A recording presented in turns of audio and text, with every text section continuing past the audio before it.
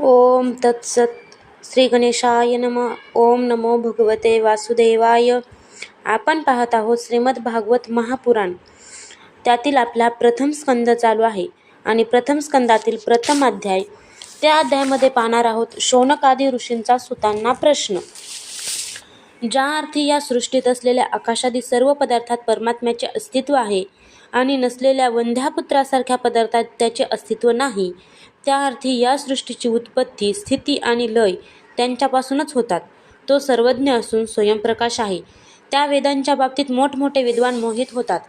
ते वेद आदिकवी ब्रह्मदेवांच्या अंतःकरणात ज्याने केवळ संकल्पाने प्रकाशित केले, ज्याप्रमाणे तेजावर पाण्याचा भास, पाण्यावर मातीचा भास आणि मातीवर पाण्याचा भास सत्य वाटतो, त्याप्रमाणे ज्याच्या सत्तेमुळे मायानिर्मित त्रिगुणात्मक जागृती, स्वप्न, स्फूर्ती, रूप किंवा भूत, इंद्रिय, देवास्वरूप सृष्टी सत्य भासते आणि जो स्वतःच्या तेजामुळे मायेपासून पूर्णपणे नेहमी मुक्त आहे, अशा परमसत्य परमात्म्याचे आम्ही ध्यान करतो.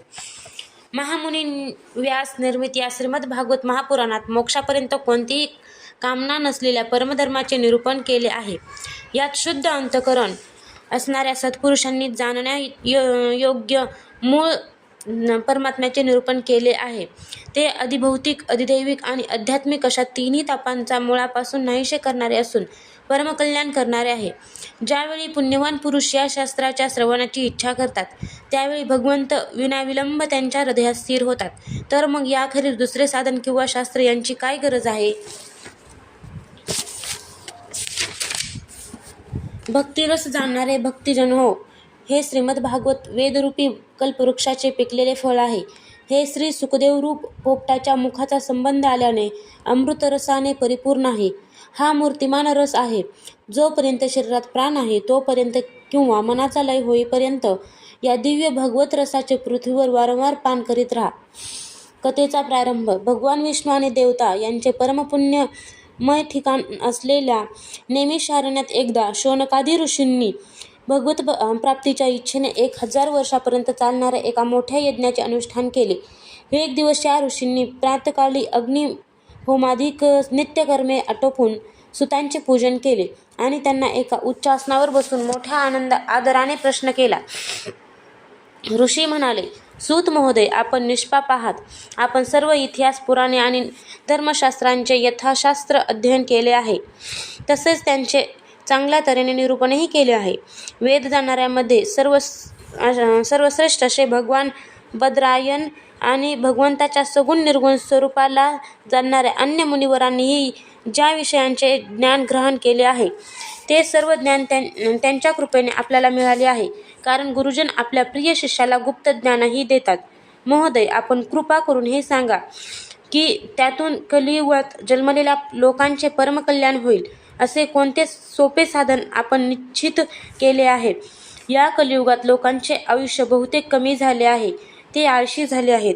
त्यांची समजूत यथातथात आहे. ते अभागी आहेत. शिवाय ते अनेक प्रकारच्या विघ्नांनी घेरलेले आहेत. अनेक कर्मांचे वर्णन असलेली जाणण्यासारखी विभागवार शास्त्रे पुष्कळ आहेत. म्हणून हे साधू, आपण आपल्या बुद्धीने त्यांचे सार काढून आम्हा श्रद्धाळू लोकांना ते सांगा. त्यामुळे आमचे अंतःकरण निश्चित होईल. सूत महोदय, आपले कल्याण असो.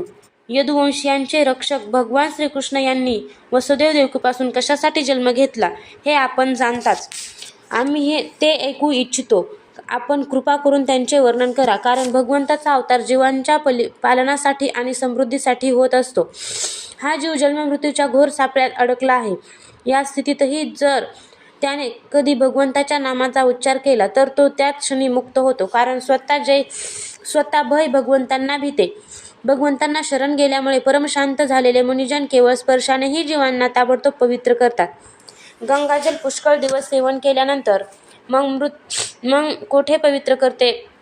असे पुण्यात्मे भक्त ज्यांच्या लीलांचे गुणगान करतात, त्या भगवंताचे कलियुगाचे दोष हरण करणारे पवित्र यश, ज्याला आत्मशुद्धीची इच्छा आहे, असा कोणता मनुष्य श्रवण करणार नाही? ते आपल्या लीलांनीच अवतार धारण करतात.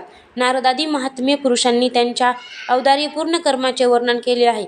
आम्हा श्रद्धाळूंसाठी आपण त्याचे वर्णन करावे. अहो बुद्धिमान सूत, सर्व समर्थ प्रभू आपल्या योगमायेने स्वच्छंद रीतीने लीला करतात.